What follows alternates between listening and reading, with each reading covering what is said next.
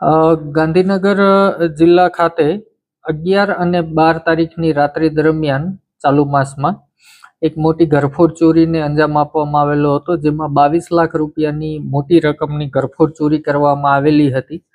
આ બાબતના CCTV footage Dahod જિલ્લા પોલીસ એલસીબીના ધ્યાનમાં આવેલા અને સીસીટીવીમાં આરોપીઓએ મોઢે બુકાની બાંધી હતી, પરંતુ આરોપીની ચાલવાની પેટર્ન ઉપરથી એલસીબીના બાતમીદારોના નેટવર્ક મારફતે આરોપીને આઈડેન્ટિફાઈ કરવામાં આવ્યા અને એના આધારે 3 આરોપીઓ નટુભાઈ નબળાભાઈ ચૌહાણ બાંડીખેડાના છે, નાની ખરજ, ભારતાભાઈ પલાસ આમલી ખજુરિયાના છે અને રૂમાલભાઈ પલાસ આમલી ખજુરિયાના છે. આ 3ની ધરપકડ કરવામાં આવી અને તેઓ પાસેથી 5,29,000 રૂપિયાનો મુદ્દામાલ પણ કેશ રિકવર કરવામાં આવ્યો છે.